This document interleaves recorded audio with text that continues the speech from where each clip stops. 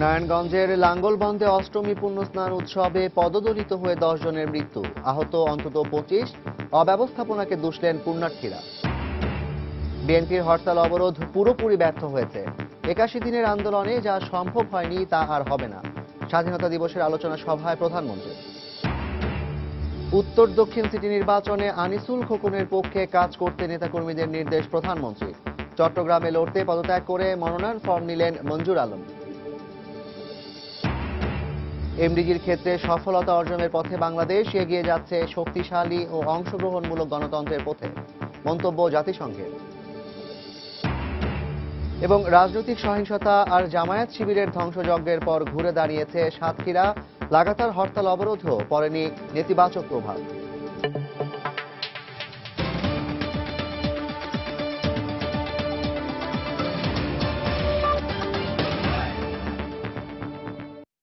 প্রবাসী সময়ের সঙ্গে আছি আমি জাফর সাদিক। নারায়ণগঞ্জের লাঙ্গলবন্দে সনাতন ধর্মাবলম্বীদের পুণ্যস্নান উৎসবে মানুষের ভিড়ে পদদলিত হয়ে শুক্রবার 10 জনের মৃত্যু হয়েছে।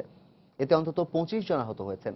মর্মান্তিক এই ঘটনার জন্য অব্যবস্থাপনা এবং আইন শৃঙ্খলা রক্ষা বাহিনীর গাফিলতিকে দায়ী করেছেন পুণ্যার্থীরা। তবে অভিযোগ অস্বীকার করে ভবিষ্যতে এ ধরনের দুর্ঘটনা এড়াতে বিশেষ ব্যবস্থা নেওয়ার আশ্বাস দিয়েছে প্রশাসন। এছাড়া ঘটনা তদন্তে প্রশাসনের পক্ষ থেকে 3 সদস্যের একটি কমিটি গঠন করা হয়েছে। এ ঘটনায় শোক প্রকাশ করেছেন রাষ্ট্রপতি, প্রধানমন্ত্রী, স্পিকার, বিরোধী দলীয় নেতা এবং বিএনপি চেয়ারপারসন। নারায়ণগঞ্জ প্রতিনিধি শরীফুদ্দিন সবুজকে সঙ্গে নিয়ে ওমর ফারুকের রিপোর্ট। পুণ্যস্নানে যোগ দিতে এসে নারায়ণগঞ্জের ব্রহ্মপুত্র নদে পদদলিত হয়ে মারা গেলেন 10 জন। এ ঘটনায় স্বজনদের আহাজারিতে ভারী হয়ে ওঠা পরিবেশের মধ্যেও অনুষ্ঠানের অব্যবস্থাপনা নিয়ে প্রশাসনের বিরুদ্ধে ক্ষোভ ছিল পুণ্যার্থী এবং আয়োজকদের মধ্যে।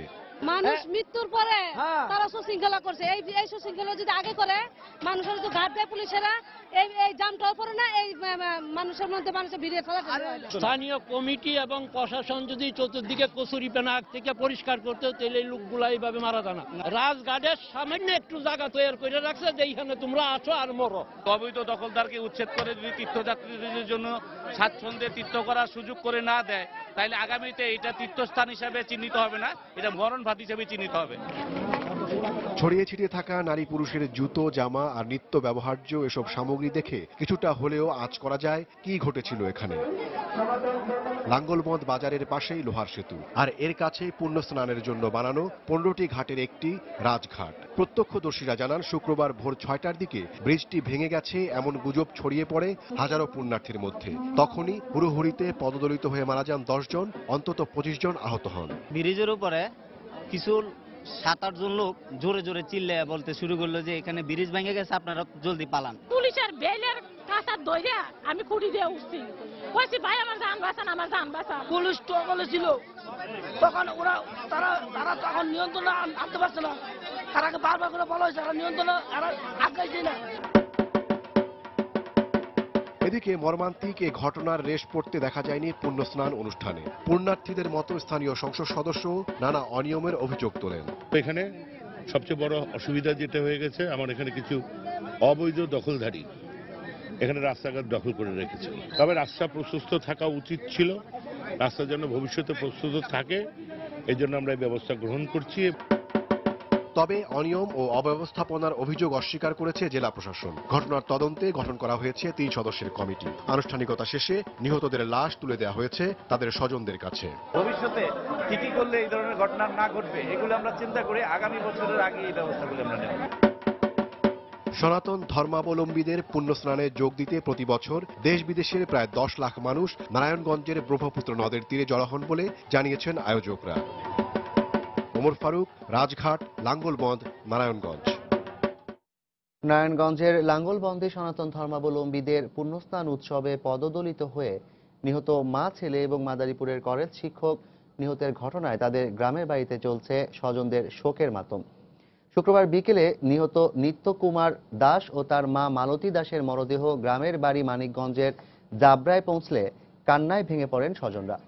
ভোরে লাঙ্গলবন্দ বাজারের পাশে লোহার সেতু ভেঙে গেছে এমন গুজবে হুড়োহুড়ি শুরু করে পুণ্যার্থীরা। এ সময় পদদলিত হয়ে মারা যান নিত্যকুমার দাস ও তার মা মালতী দাস।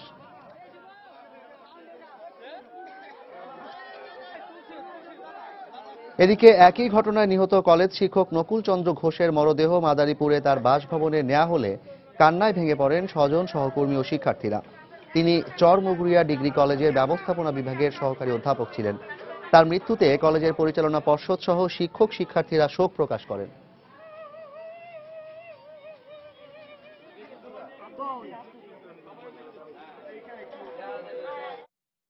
এদিকে ময়মনসিংহে ব্রহ্মপুত্র নদে অষ্টমী পূর্ণ স্নানে গিয়ে পানিতে ডুবে এক স্কুল ছাত্রের মৃত্যু হয়েছে। ফায়ার সার্ভিস ও পুলিশ জানায়, শুক্রবার সকাল 9টার দিকে ব্রহ্মপুত্র নদের থানাঘাটে গোসল করতে গিয়ে নিখোঁজ হয় মুকুল নিকেতন উচ্চ বিদ্যালয়ের 8ম শ্রেণীর ছাত্র অন্তর দাস। পরে ফায়ার সার্ভিসের সদস্যরা বেলা 11:30টার দিকে তার মৃতদেহ উদ্ধার করে। অন্তরের মৃতদেহ শহরের নওমহল এলাকায় নিজ বাড়িতে পৌঁছালে কান্নায় ভেঙে পড়েন স্বজনরা। কোনো সান্ত্বনাই থামাতে পারছে না তাদের আহাজারি।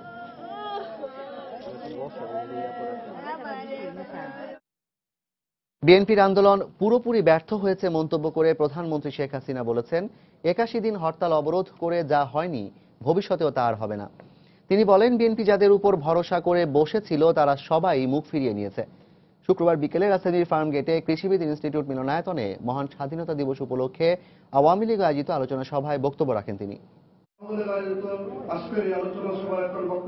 রাজধানীর কৃষিবিদ ইনস্টিটিউশনে আওয়ামী লীগ আয়োজিত স্বাধীনতা দিবসের আলোচনা সভায় সভাপতি হিসেবে বক্তব্য রাখেন দলীয় প্রধান ও প্রধানমন্ত্রী শেখ হাসিনা। প্রধানমন্ত্রী তার বক্তব্যে বাংলাদেশের স্বাধীনতা আন্দোলনের প্রেক্ষাপট এবং দেশ পরিচালনায় বঙ্গবন্ধুর দূরদর্শিতার কথা নতুন প্রজন্মের কাছে তুলে ধরেন। তিনি এই বাঙালির ভাগ্য পরিবর্তনের জন্য পদক্ষেপ নিয়েছিলেন। বিএনপি জামাতের হরতাল অবরোধের প্রসঙ্গ টেনে শেখ হাসিনা বলেন, মানুষ মারা গেলে বিএনপি নেত্রীর কিছু যায় আসে না, কারণ তিনি বাংলাদেশের স্বাধীনতায় বিশ্বাস করেন না। 21শে ফেব্রুয়ারি তিনি শহীদ মিনারে গেলেন না। 26শে মার্চ তিনি স্মৃতিসৌধে যে সেখানেও সম্মান দেখালেন না। ওনার পার্টির লোক বলে বাচ্চাকে ওনাকে অবরুদ্ধ করে রাখা হচ্ছে। ওনাকে কে অবরুদ্ধ করে রেখেছে? উনি বাড়ি ছেড়ে অফিসে যেয়ে বসে আছেন। ওই অফিসে বসে আছেন কেন? মানে শেখ হাসিনাকে হত্যা না করে উনি ঘরে ফিরবেন না, এটা হলো তার মূল কথা। প্রধানমন্ত্রী বলেন, আন্দোলনের নামে বিএনপি জামাতের গণহত্যা দেশের মানুষ প্রত্যাখ্যান করেছে। 81 দিনেই যদি আক্কেল থাকে, যে নিশ্চয়ই বিএনপি নেত্রীর সেই আক্কেলের গোড়ায় পানি পেয়েছে, যে 81 দিনে যা চেয়েছিলেন করতে পারে নাই, কাজে আর পারবেন না। চরমভাবে তিনি যে ব্যর্থ হয়েছেন, এই ব্যর্থতা থেকে আর উঠে দাঁড়ানোর ক্ষমতা তার নেই। উনি আর কার দিকে মুখ করে বসে থাকবেন?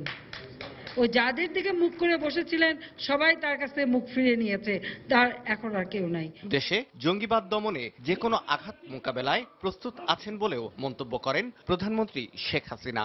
কাজে মৃত্যু নিয়ে আমার কোনো ভয় নেই। শাহ আলী জয়, সময় সংবাদ, ঢাকা। গণতন্ত্র, উন্নয়ন ও শান্তির লক্ষ্যে বিএনপি জামায়াতের নাশকতা ও সন্ত্রাসের বিরুদ্ধে ঐক্যবদ্ধ থাকতে দলের নেতাকর্মীদের নির্দেশ দিয়েছেন আওয়ামী লীগ সভাপতি প্রধানমন্ত্রী শেখ হাসিনা। শুক্রবার সন্ধ্যায় গণভবনে ঢাকা মহানগর আওয়ামী লীগের নেতাকর্মীদের সঙ্গে মতবিনিময় সভায় এ আহ্বান জানান তিনি। বৈঠকের পর দলের যুগ্ম সাধারণ সম্পাদক মাহবুবুল আলম হানিফ জানান, আসন্ন ঢাকা উত্তর ও দক্ষিণ সিটি কর্পোরেশন নির্বাচনে আনিসুল হক এবং সাঈদ খোকনকে পূর্ণ সমর্থন দিয়ে দলের নেতাকর্মীদের পক্ষে তাদের কাজ করার নির্দেশ দিয়েছেন প্রধানমন্ত্রী। এ সময় দলের উপদেষ্টা মণ্ডলীর সদস্য আমির হোসেন আমু, তোফায়েল আহমেদ, প্রেসিডিয়াম সদস্য বেগম মতিয়া চৌধুরী, শেখ ফজলুল করিম সেলিম সহ মহানগর আওয়ামী লীগের নেতাকর্মীরা উপস্থিত ছিলেন।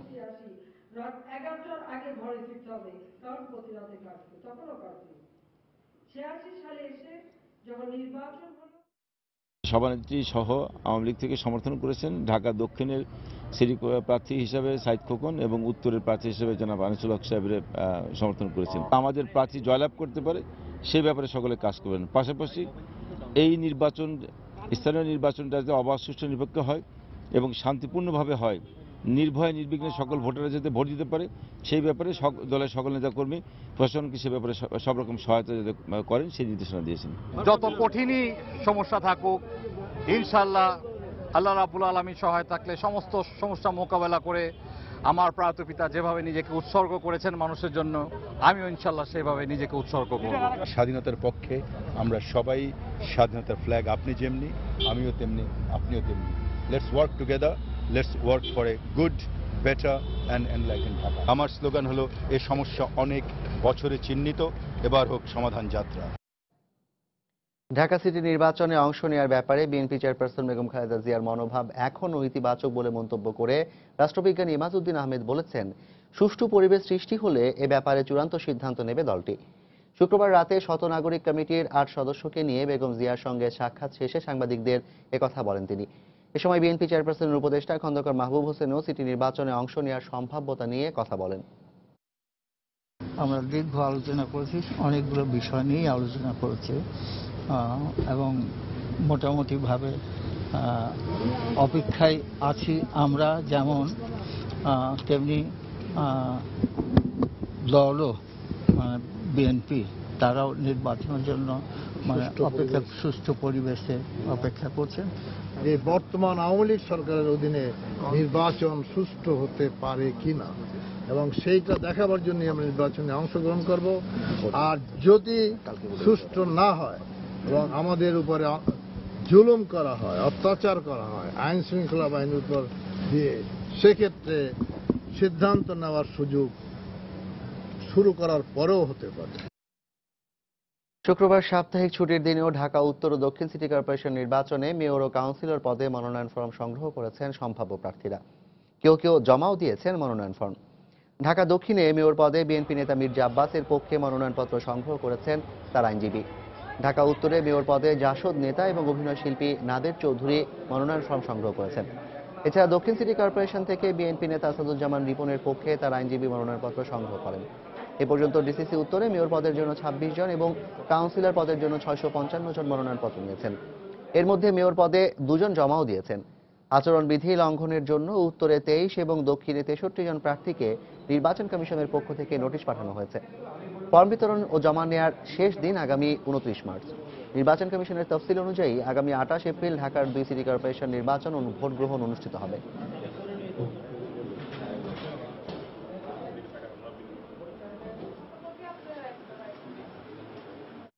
এদিকে চট্টগ্রাম সিটি কর্পোরেশন নির্বাচনে অংশ নেওয়ার জন্য মেয়র পদ থেকে পদত্যাগ করে মনোনয়ন ফর্ম সংগ্রহ করেছেন এম মঞ্জুর আলম। প্যানেল মেয়র মোহাম্মদ হোসেনকে ভারপ্রাপ্ত মেয়র হিসেবে দায়িত্ব দেওয়া হয়েছে। শুক্রবার দুপুরে নগর ভবনে সংবাদ সম্মেলনে এম মঞ্জুর আলম মেয়র পদ থেকে পদত্যাগের ঘোষণা দেন। পরে বিএনপির কেন্দ্রীয় ভাইস চেয়ারম্যান আব্দুল্লাহ আল নোমান ও দলীয় নেতাকর্মীদের সঙ্গে নিয়ে রিটার্নিং অফিসারের কার্যালয় থেকে মেয়র পদে নির্বাচনের জন্য মনোনয়ন ফর্ম সংগ্রহ করেন তিনি। এ সময় বিএনপি নেতা আব্দুল্লাহ আল নোমান সাংবাদিকদের জানান, 20 দলীয় জোটের পক্ষ থেকে মঞ্জুর আলমকে মেয়র পদে সমর্থন দেওয়া হয়েছে।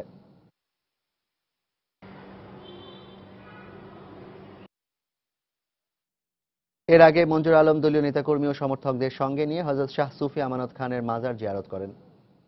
প্রবাসের সময় আরও থাকছে, ভারতরত্ন উপাধিতে ভূষিত হলেন সাবেক প্রধানমন্ত্রী অটল বিহার বাজপেয়ী। বাড়িতে গিয়ে পদক তুলে দেন রাষ্ট্রপতি প্রণব মুখার্জি।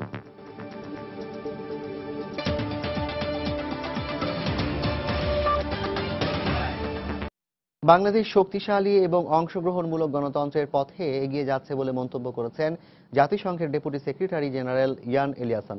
পাশাপাশি বাংলাদেশকে জাতিসংঘের একটি মডেল রাষ্ট্র হিসেবে উল্লেখ করে সময় টেলিভিশনকে তিনি জানান, স্বাধীনতার 44তম বছরে পা দেয়া দেশটি মানবাধিকার এবং আইনের শাসন প্রতিষ্ঠায় কাজ করে যাচ্ছে। যুক্তরাষ্ট্রের জাতিসংঘে বাংলাদেশ মিশনে স্বাধীনতা দিবস উপলক্ষে আয়োজিত সংবর্ধনা অনুষ্ঠানে যোগ দেন তিনি। এ সময় বাংলাদেশের প্রশংসা করেন G77 এবং চীন গ্রুপের চেয়ারম্যান কিংসলি মামাবলো। নিউ ইয়র্ক প্রতিনিধি শিহাবুদ্দিন কিস্তুর পাঠানো তথ্য ও ছবি নিয়ে ডেস্ক রিপোর্ট।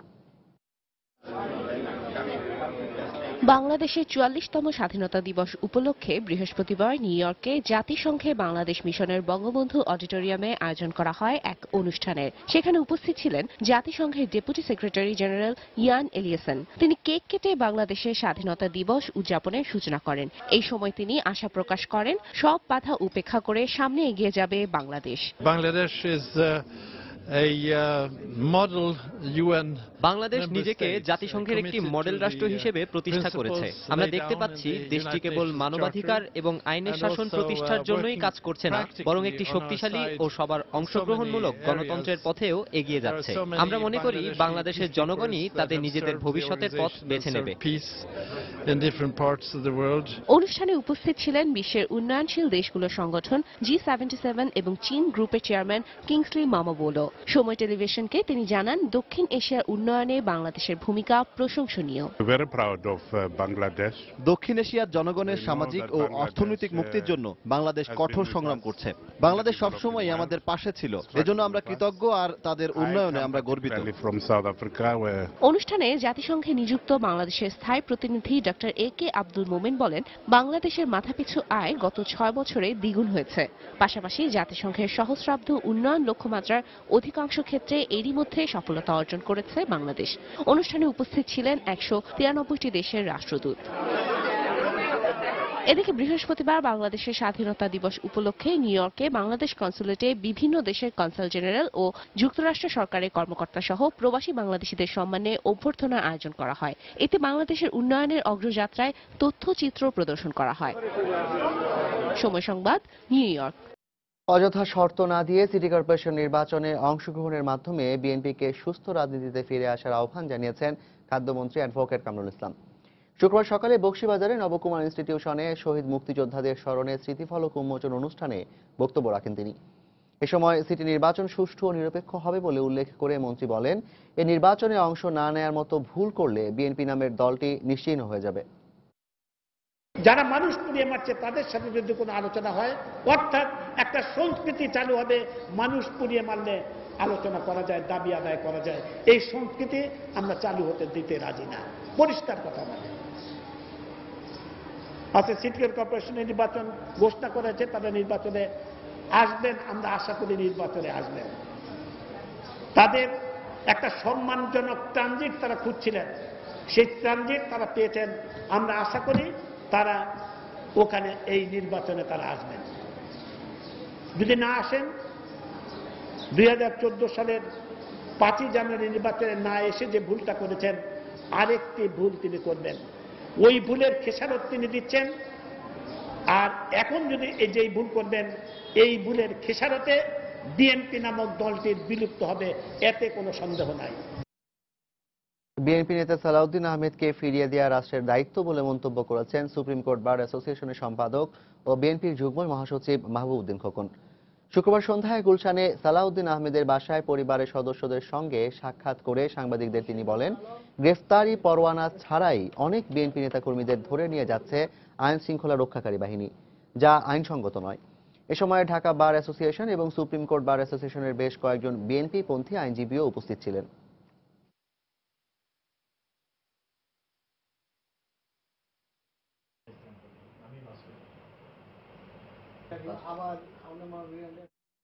বিএনপির যুগ্ম মহাসচিব সালাউদ্দিন আহমেদকে গ্রেফতার করা হয়নি বলে আবারও দাবি করেছেন পুলিশের মহাপরিদর্শক AKM শহীদুল হক।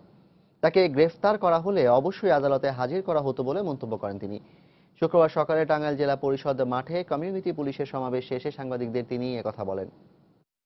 অবশ্যই পুলিশ তাকে গ্রেফতার করে নাই, এটা আমি জোর গলায় বলতে পারি। পুলিশ গ্রেফতার করলে আমরা অবশ্যই আদালতে হাজির করতাম। আচ্ছা, এখন নিখোঁজ হলে দায়িত্ব পুলিশে খুঁজে বের করা, এটা সত্য, কিন্তু পরিবারেও দায়িত্ব আছে। নিখোঁজ হলে তারা মামলা করবে, থানায় ওসির কাছে লিখিত কমপ্লেন দিবে। কিন্তু আমরা তার স্ত্রী শুধু আমাদেরকে বলেন, কিন্তু লিখিতভাবে কোনো অভিযোগ দেন নেই। আচ্ছা, তারপরও সংশ্লিষ্ট থানা জিডি করছে, জিডি করে তদন্ত করতেছেন। চট্টগ্রাম সিটি কর্পোরেশন নির্বাচনে ভোট গ্রহণের জন্য কেন্দ্র এবং বুথের তালিকা চূড়ান্ত করার পর এখন শুরু হচ্ছে ঝুঁকিপূর্ণ কেন্দ্র শনাক্তের কাজ। গতকাল কেন্দ্র ও বুথের তালিকা চূড়ান্ত করার পর তা পাঠিয়ে দেওয়া হয়েছে নির্বাচন কমিশনে। এই তালিকা নিয়েই আইন শৃঙ্খলা রক্ষাকারী বাহিনীগুলো 3টি প্রক্রিয়ায় ঝুঁকিপূর্ণ কেন্দ্রের তালিকা চূড়ান্ত করবে।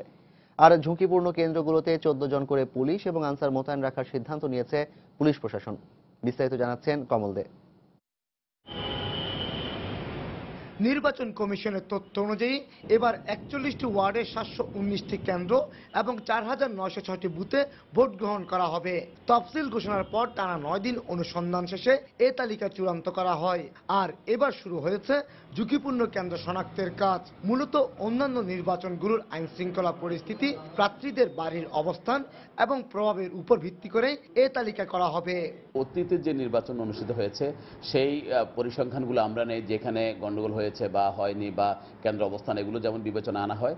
পাশাপাশি যিনি প্রার্থী হবেন তার বাড়ির কাছে বা তার প্রভাবাধীন কোন কেন্দ্রগুলো আছে এগুলো বিবেচনা নেওয়া হয়।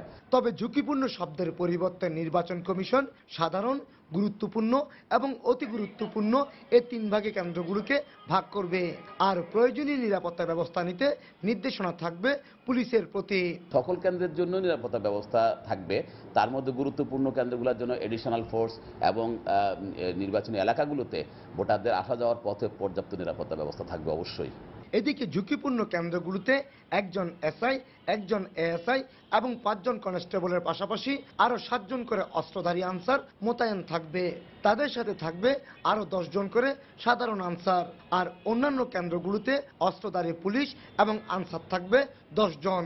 যেগুলো গুরুত্বপূর্ণ সেগুলোতে ফোর্সের সংখ্যা, পুলিশের সংখ্যা কমপক্ষে 7 জন এবং অন্যান্য মিলে টোটাল 12-14টা অস্ত্র থাকবে। যেখানে কম গুরুত্বপূর্ণ সেগুলোতে 12টা অস্ত্র রাখবো। এবং তাছাড়াও গুরুত্বপূর্ণ পুরো এলাকায় টহল ব্যবস্থা থাকবে।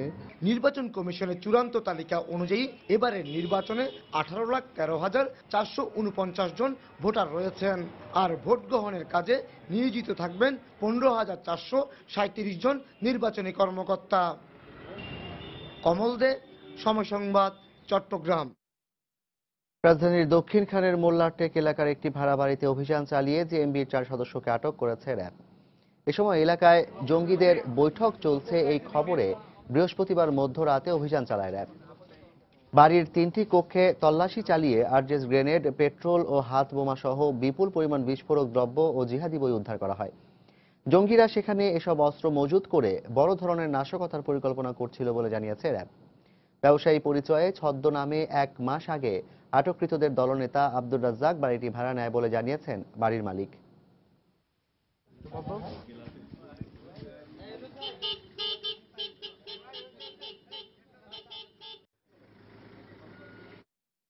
বর্ধমানের খাগড়াগড়ে বিস্ফোরণের ঘটনায় আটক 17 জনের বিরুদ্ধে আগামী সোমবার ভারতের কেন্দ্রীয় তদন্ত সংস্থা এনআইএ আদালতে অভিযোগপত্র জমা দিতে পারে বলে জানা গেছে। আজ বর্ধমান বিস্ফোরণের ঘটনায় জড়িত সন্দেহে আটকদের কলকাতার নগর ও দায়রা আদালতে হাজির করা হয়। এদের মধ্যে 3 জন এনআইএর বিরুদ্ধে নির্যাতনের অভিযোগ করলেও তা অস্বীকার করেন তদন্তকারীরা। এদিনই বর্ধমান বিস্ফোরণের মামলার অভিযোগপত্র দেওয়ার কথা ছিল, তবে গুরুত্বপূর্ণ কিছু নথি হাতে না পৌঁছানোয় তা সম্ভব হয়নি বলে জানান এনআইএর আইনজীবী শ্যামল ঘোষ। আগামী 2 থেকে 3 দিনের মধ্যে এই অভিযোগপত্র দেওয়া হতে পারে বলে জানা গেছে। এতে ঠিক কচমের বিরুদ্ধে অভিযোগ গঠন করা হয়েছে সে বিষয়ে কিছু জানা না গেলেও মূল আসামি হিসেবে বা কথিত বাংলাদেশি জঙ্গি সাজিদ, হাকিম ও ডালিমের নাম থাকতে পারে। গত বছরের 2 অক্টোবর খাগড়াগড়ের একটি বাড়িতে বিস্ফোরণে অন্তত 2 জনের মৃত্যু হয়।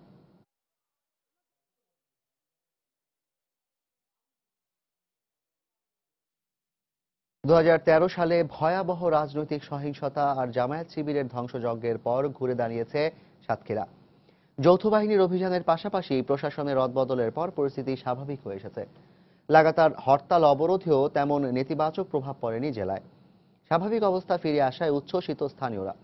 জেলা প্রশাসক ও পুলিশ সুপার জানান, প্রশাসন ও স্থানীয়দের যৌথ প্রচেষ্টায় জেলায় শান্তি ফিরে এসেছে। সাতক্ষীরা প্রতিনিধি মমতাজ আহমেদ বাপির পাঠানো তথ্য ও ছবি নিয়ে ডেস্ক রিপোর্ট। জামায়াত নেতা দেলাওয়ার হোসেন সাইদির ফাঁসির রায় ঘোষণার পর 2013 সালের 28 ফেব্রুয়ারি থেকে উত্তপ্ত হয়ে ওঠে সাতক্ষীরার রাজনৈতিক পরিস্থিতি। গাছ ফেলে সড়ক অবরোধ, বাড়িঘর ভাঙচুর, হত্যা, লুট সহ ধ্বংসযজ্ঞ চালায় জামায়াত শিবির। কার্যত সারা দেশ থেকে অবরুদ্ধ হয়ে পড়ে সাতক্ষীরা। বিভিন্ন সূত্র থেকে পাওয়া তথ্য মতে ওই বছরের ফেব্রুয়ারি থেকে 2014 সালের এপ্রিল পর্যন্ত রাজনৈতিক সহিংসতা ও কথিত বন্দুকযুদ্ধে বিভিন্ন রাজনৈতিক দলের 54 জন নেতাকর্মী নিহত হয়। এ অবস্থায় ব্যাপক পরিবর্তন আনা হয় প্রশাসনে। শুরু হয় যৌথ বাহিনীর অভিযান। পুলিশের দাবি, এরপরই পরিস্থিতি স্বাভাবিক হতে শুরু করে। মাঝে মধ্যে কোনো পত্রপত্রিকায় দেখে থাকি যে বিভিন্ন হত্যা গুমের কথা বলা হচ্ছে, যা বাস্তব সাতক্ষীরার বাস্তবতার সাথে কোনোই মিল নেই। প্রায় 1 বছর ধরে বেশ শান্ত জেলার রাজনৈতিক পরিস্থিতি। চলমান হরতাল অবরোধের মাঝেও অনেকটা স্বাভাবিক জনজীবন। আমরা জামাত শিবিরের তাণ্ডব থেকে সাতক্ষীরায় আওয়ামী লীগের নেতাকর্মীর বাড়িকে অগ্নিসংযোগ এবং ভাঙচুর থেকে আমরা অনেক ভালো আছি। এখন 1 বছরের ভিতরে আমরা কখনো কোনো হরতালের কোনো চিত্র টের পাই নাই। এদিকে স্থানীয় আওয়ামী লীগ নেতারা বলছেন, তারা আর জেলায় কোনো সন্ত্রাসী কর্মকাণ্ড দেখতে চান না। আমরা আশা করি যে সাতক্ষীরায় আর জঙ্গিবাদ বা সন্ত্রাস জামাত শিবির বিএনপির দ্বারা হাত মাথা ছাড়া দিয়ে উঠতে পারে। অন্যদিকে জেলা প্রশাসক বলছেন, প্রশাসন ও স্থানীয়দের যৌথ প্রয়াসে ঘুরে দাঁড়িয়েছে সাতক্ষীরা। সারা দেশের সার্বিক রাষ্ট্র পরিস্থিতি কম্পারেটিভ স্টেট স্টাডি, তাতে করে আমরা সর্বোচ্চ অবস্থানে আছি। এটি কিন্তু আসলে সামগ্রিকভাবে এই এলাকাবাসী বা সাতক্ষীরাবাসীর প্রচেষ্টা।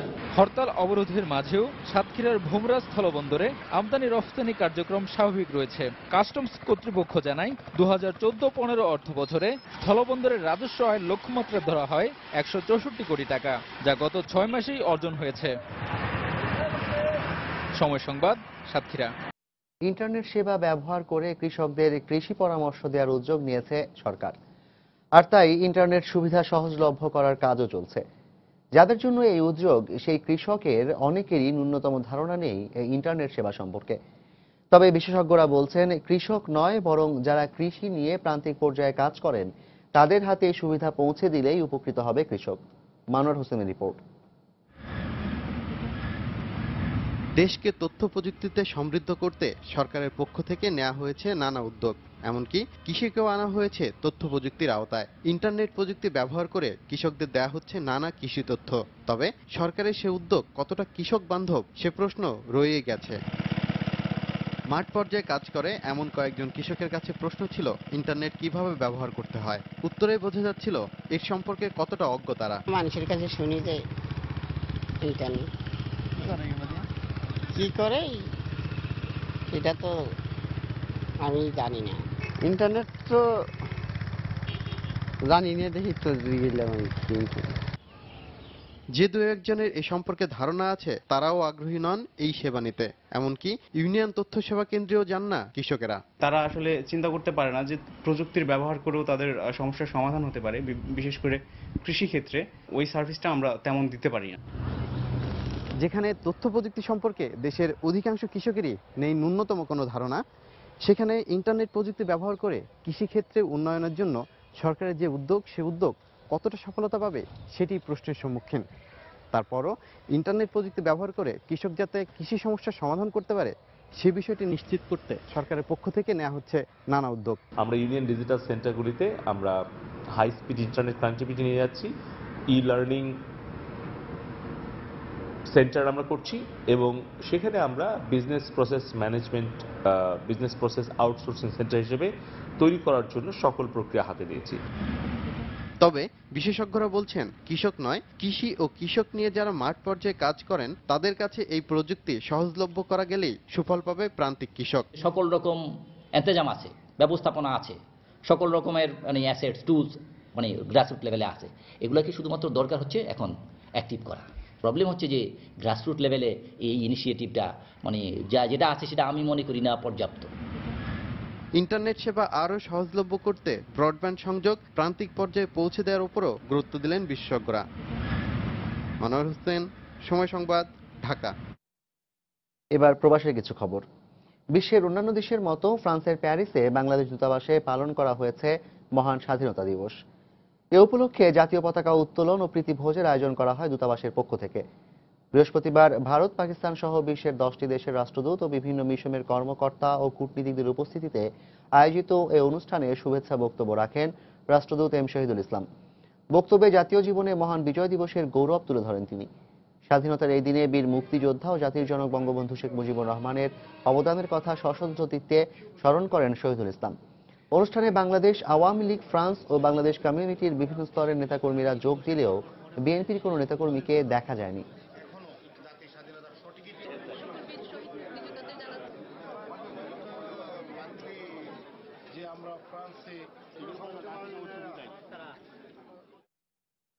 বিদেশের মাটিতে বাংলাদেশের হারানো ভাবমূর্তি ফিরে পেতে প্রবাসীদের একসাথে কাজ করার আহ্বান জানিয়েছেন সংযুক্ত আরব আমিরাতে নিযুক্ত বাংলাদেশের রাষ্ট্রদূত মোহাম্মদ ইমরান।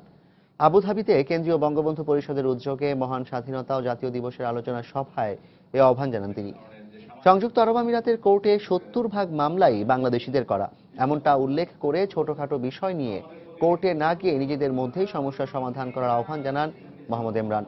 বঙ্গবন্ধু পরিষদের সাধারণ সম্পাদক নাসির তালুকদারের পরিচালনায় ও ইফতেখার হোসেন বাবুলের সভাপতিত্বে অনুষ্ঠানে অন্যান্যের মধ্যে আরও বক্তব্য রাখেন জনতা ব্যাংকের সিইও ইসমাইল হোসেন, শওকত আকবর এবং ABM মুসা সহ আরো অনেকে।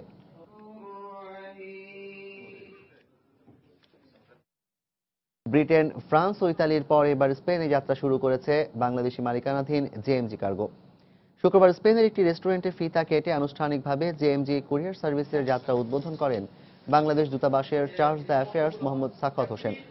ব্রিটেন ও ইউরোপের অন্যান্য শহরের মতো JMG স্পেনেও প্রবাসীদের আস্থা পূরণে সক্ষম হবে বলে আশা প্রকাশ করেন প্রতিষ্ঠানটির কর্মকর্তারা। অনুষ্ঠানে প্রধান অতিথি হিসেবে উপস্থিত ছিলেন UK বাংলা প্রেস ক্লাবের আহ্বায়ক রেজা আহমেদ এবং বিমান বাংলাদেশের UK finance manager Mohammad Mohiuddin.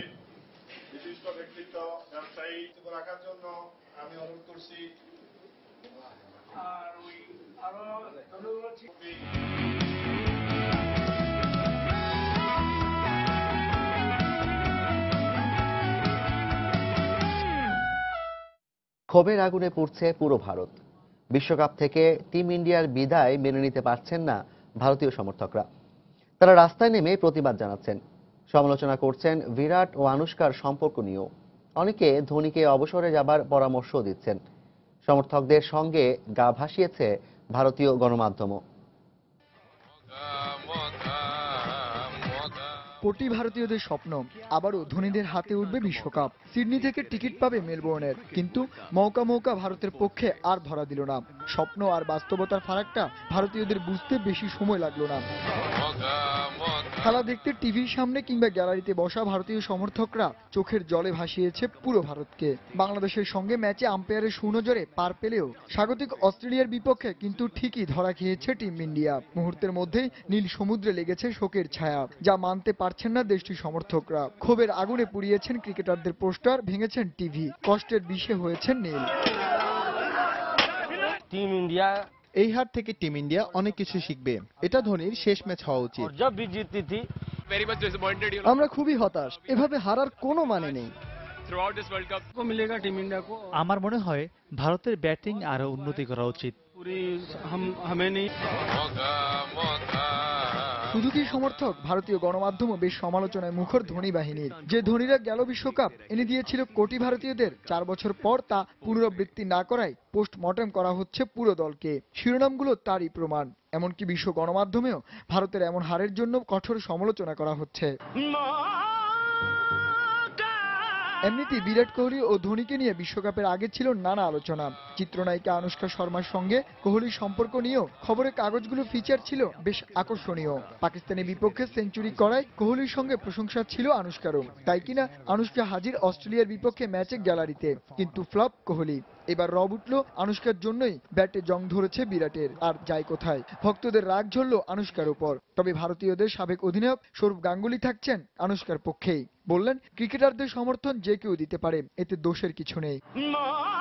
আর মিস্টার কুল ধোনি ম্যাচের পর সাংবাদিক সম্মেলনে বললেন, বিশ্বকাপ চিরস্থায়ী নয়, আজ এর তো আরেকদিন আরেকজনের। আসলে ব্যাপারটা তাই। শান্ত বিশ্বাস, সময় সংবাদ। জনগণের অধিকার প্রতিষ্ঠার নামে যারা জনগণকে পুড়িয়ে মারছে, ঐক্যবদ্ধভাবে তাদের বিরুদ্ধে জোর প্রতিরোধ গড়ে তোলার আহ্বান জানিয়েছেন সংস্কৃতি মন্ত্রী আসাদুজ্জামান নূর। স্বাধীনতা দিবস উপলক্ষে শুক্রবার সন্ধ্যায় রাজধানীর ধানমন্ডি এলাকায় রবীন্দ্র সরোবর মুক্ত মঞ্চে আয়োজিত আবৃত্তি অনুষ্ঠানে তিনি এ আহ্বান জানান।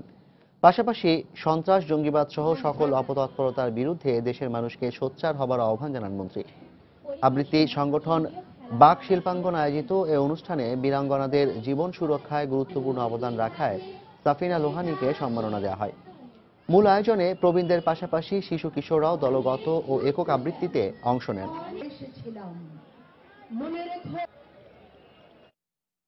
আন্তর্জাতিক প্রসঙ্গ। ভারতের সর্বোচ্চ বেসামরিক পদক ভারত রত্ন পেলেন সাবেক প্রধানমন্ত্রী অটল বিহারী বাজপেয়ী। শুক্রবার আনুষ্ঠানিকভাবে তাকে এ উপাধিতে ভূষিত করা হয়। নয়াদিল্লিতে বাজপেয়ীর বাড়িতে গিয়ে তার হাতে পদক তুলে দেন রাষ্ট্রপতি প্রণব মুখার্জি। সাধারণত রাষ্ট্রপতির কার্যালয়ে এ পদক প্রদান অনুষ্ঠানের আয়োজন করা হলেও বাজপেয়ীর শারীরিক অবস্থা বিবেচনায় তার বাড়িতেই এ আয়োজন করা হয়। এ সময় উপস্থিত ছিলেন প্রধানমন্ত্রী নরেন্দ্র মোদী, বিজেপি সভাপতি অমিত শাহ, সাবেক প্রধানমন্ত্রী মনমোহন সিং ও কেন্দ্রীয় মন্ত্রিসভার গুরুত্বপূর্ণ সদস্যরা। অটল বিহারী বাজপেয়ী 1996 থেকে 2004 পর্যন্ত 3 বার ভারতের প্রধানমন্ত্রী নির্বাচিত হন। তার শাসনামলে ভারত পরমাণু কর্মসূচির অগ্রগতি সহ দেশের বিভিন্ন ক্ষেত্রে গুরুত্বপূর্ণ উন্নয়ন সাধিত হয়। ভারত পাকিস্তানের মধ্যে ভিসা প্রক্রিয়া সহজ করার ক্ষেত্রে তার ভূমিকা উল্লেখযোগ্য। প্রধানমন্ত্রীর দায়িত্ব পালনকালে অটল বিহারী ভারতে ধর্মনিরপেক্ষ নেতা হিসেবে পরিচিতি পান। 2004 সালের পর থেকে অনেকটা লোকচক্ষুর অন্তরালে আছেন 90 বছর বয়সী বাজপেয়ী।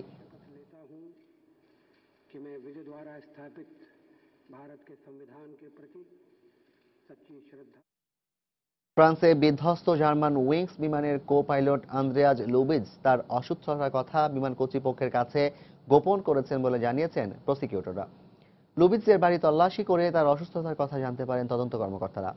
তবে সেটি কি ধরনের তা এখনও গণমাধ্যমকে জানানো হয়নি। তবে লুবিজের কর্মকাণ্ডে ধর্মীয় বা রাজনৈতিক প্রভাব ছিল এমন কোনো প্রমাণ পাওয়া যায়নি বলে জানিয়েছেন প্রসিকিউটররা। তার আত্মহত্যার প্রবণতা ছিল কিনা সেটিও এখন পর্যন্ত জানা যায়নি। তবে জার্মান গণমাধ্যম জানিয়েছে লুবিজ মানসিক বিষণ্ণতায় ভুগছিলেন। মঙ্গলবার 150 যাত্রী নিয়ে ফ্রান্সের আল্পস পর্বতে বিধ্বস্ত হয় জার্মান উইংসের একটি বিমান। বিমানের ব্ল্যাক বক্স থেকে উদ্ধার করা উপাত্তের ভিত্তিতে তদন্ত কর্মকর্তারা ধারণা করছেন বিমানের কো পাইলট আন্দ্রেয়াস লুবিজ ইচ্ছাকৃতভাবে বিমানটি ভূপাতিত করেছেন।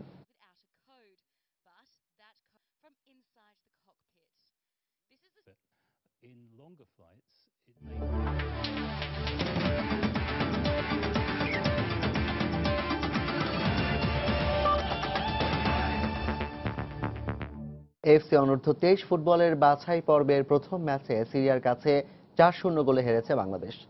এই হারের ফলে বাছাই পর্বের বাধা টপকানোই এখন কঠিন হয়ে গেল বাংলাদেশের যুবাদের জন্য। শুক্রবার বঙ্গবন্ধু জাতীয় স্টেডিয়ামে ম্যাচের শুরু থেকেই দুর্দান্ত আক্রমণে বাংলাদেশকে কোণঠাসা করে ফেলে সিরিয়া। ম্যাচের মাত্র 5 মিনিটের মাথায় ডি বক্সের বাইরে ফ্রি কিক পায় সিরিয়া, আর সেখান থেকেই স্বাগতিক গোলরক্ষককে বোকা বানিয়ে দলকে 1-0 গোলের লিড এনে দেন স্ট্রাইকার ওমর খারবিন। এর 9 মিনিট পর আবারও ফ্রি কিক থেকে হেডে বল বাংলাদেশের জালে জড়ান আমরো জেনিয়াত। এরপর প্রথমার্ধের ইনজুরি টাইমে বাংলাদেশের নাহিদ নিজেদের ডি বক্সের মধ্যে হাত দিয়ে বল থামালে পেনাল্টি পায় অতিথিরা, যা থেকে গোল করে দলকে 3-0 লিড এনে দেন ওমর খারবিন।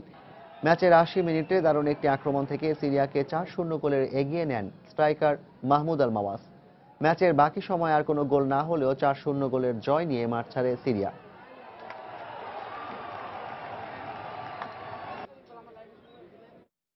ইউরো চ্যাম্পিয়নশিপ 2016 ফুটবল বাছাই পর্বের খবর। ইউরো চ্যাম্পিয়নশিপ 2016-র গ্রুপ সির বাছাই পর্বের ম্যাচে ইউক্রেনের মুখোমুখি হতে যাচ্ছে সাবেক বিশ্ব চ্যাম্পিয়ন স্পেন। এদিকে আরেক ম্যাচে গ্রুপ ইতে লিথুনিয়ার বিপক্ষে মাঠে নামবে ইংল্যান্ড। দুটি ম্যাচই শুরু হবে আজ রাত 15:02টায়। সেভিয়ার স্তাদিও রামন সানচেজ মাঠে ইউক্রেনের বিপক্ষে দারুণ আত্মবিশ্বাস নিয়ে মাঠে নামতে যাচ্ছে স্পেন, কেননা এর আগে ইউক্রেনের বিপক্ষে 2 ম্যাচের 2টিতেই জয় স্প্যানিশদের।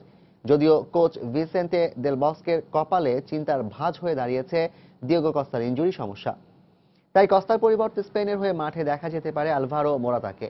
এছাড়া ফরওয়ার্ড হিসেবে দলে রাখা হয়েছে হুয়ানমি হিমেনেস ও মিডফিল্ডার হিসেবে দলের ডাক পেতে পারেন ভিতোলো মেশিন। এদিকে ইউক্রেনের আন্দ্রি ইয়ারমোলেস্কো আছেন দারুণ ফর্মে, আর ডিফেন্ডার আর্টেম ফেরেস্কিও আছেন পুরোপুরি আত্মবিশ্বাসে। তাই সেভিয়ার মাঠে একটি প্রতিদ্বন্দ্বিতাপূর্ণ ম্যাচের অপেক্ষাই করছে এখন দুদল। অন্যদিকে ওয়েম্বলি স্টেডিয়ামে লিথুনিয়ার বিপক্ষে বেশ আত্মবিশ্বাস। এ পর্যায়ের শীর্ষ সংবাদগুলো জানিয়ে দিচ্ছি আরেকবার। নারায়ণগঞ্জের লাঙ্গলবন্দে অষ্টমী পুণ্যস্নান উৎসবে পদদলিত হয়ে 10 জনের মৃত্যু, আহত অন্তত 25। অব্যবস্থাপনাকে দুষলেন পুণ্যার্থীরা। বিএনপির হরতাল অবরোধ পুরোপুরি ব্যর্থ হয়েছে। 81 দিনের আন্দোলনে যা সম্ভব হয়নি তা আর হবে না, স্বাধীনতা দিবসের আলোচনা সভায় প্রধানমন্ত্রী। উত্তর দক্ষিণ সিটি নির্বাচনে আনিসুল খোকনের পক্ষে কাজ করতে নেতাকর্মীদের নির্দেশ প্রধানমন্ত্রীর। চট্টগ্রামে লড়তে পদত্যাগ করে মনোনয়ন ফর্ম নিলেন মঞ্জুর আলম। এমডিজির ক্ষেত্রে সফলতা অর্জনের পথে বাংলাদেশ এগিয়ে যাচ্ছে শক্তিশালী ও অংশগ্রহণমূলক গণতন্ত্রের পথে, মন্তব্য জাতিসংঘের। এবং রাজনৈতিক সহিংসতার জামায়াত শিবিরের ধ্বংসযজ্ঞের পর ঘুরে দাঁড়িয়েছে সাতক্ষীরা। লাগাতার হরতাল অবরোধেও পড়েনি নেতিবাচক প্রভাব। এই ছিল প্রবাসের সময়ে। যে কোনো খবর পেতে ভিজিট করুন সময়নিউজ.টিভি। যে কোনো রবি, সিটিসেল ও বাংলালিংক নম্বর থেকে সময় সংবাদের খবর, অনুষ্ঠান সম্পর্কে জানতে এবং যে কোনো তথ্য সময় সংবাদকে জানাতে ডায়াল করুন 16242 নম্বরে। এছাড়া এই মাত্র পাওয়া খবর আপনার মোবাইলে পেতে SMS করুন *BN লিখে পাঠিয়ে দিন 16242 নম্বরে। আর সঙ্গে থাকুন সময়।